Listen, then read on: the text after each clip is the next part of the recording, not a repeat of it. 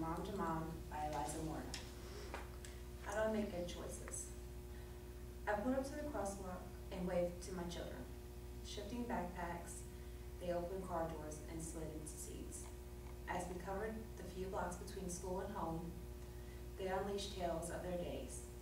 We pulled into the garage to find Evan's car in the next lot. "Daddy's home," Eva and Ethan erupted stimulously.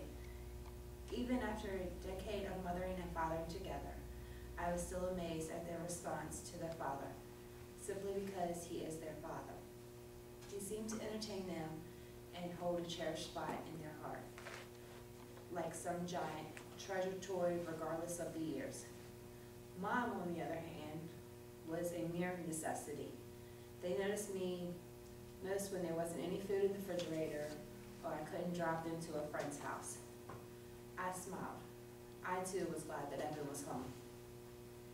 After the routine of dropping backpacks and jackets inside the door, kicking off shoes, and then retracing steps to pick up backpacks, jackets, and shoes, I made my way to the family room where Evan laid on the couch.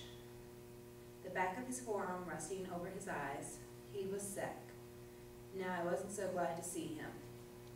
Instead of the hope of help, I faced the added presence of yet another need in my already packed afternoon.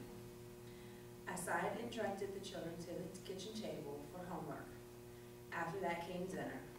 I dug microwave meals out of their freezer, then the cleanup. By now, Evan was upstairs in bed.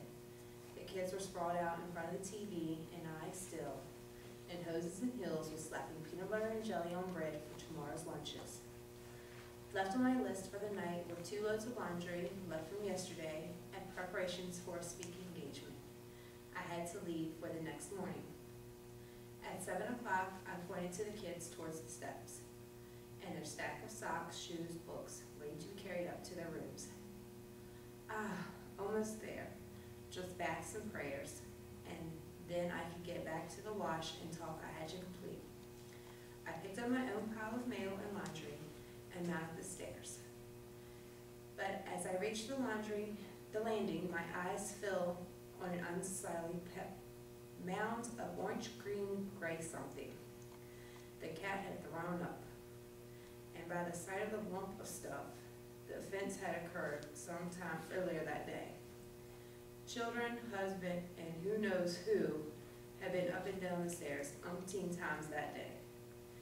Generally stepping past and not on the pile, I lost it. I threw down my stack of stuff and harfumed, "Well, what is this delightful mess on the stairs?" At the top of my lungs, I continued, "How thoughtful of you all to save this special surprise for me to find." I stomped down the stairs to the kitchen and grabbed paper towels.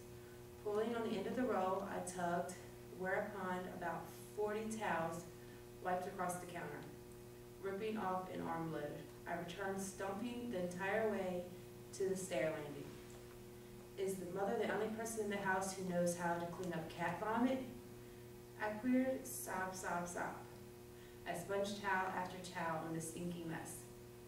Is this mother the only person in the house who knows where the paper towels are? Squish, squish, squish. I wrinkled my nose as the towels oozed their contents. Is the mother the only one in the house who knows where the stinky paper towels when they're full of cat vomit? Thunk, thunk, thunk. I marched into the garage and slammed the door behind me. I raised the garbage lid, deposited the grunky gunk, and banged the lid down. That sounded good. We have metal garbage cans, the good old-fashioned galvanized steel kind, not rose or stone blue Rubbermaid. Ours are shiny steel. The lid makes lots of noise when it hits the can. It sounded great. No, it sounded wonderful.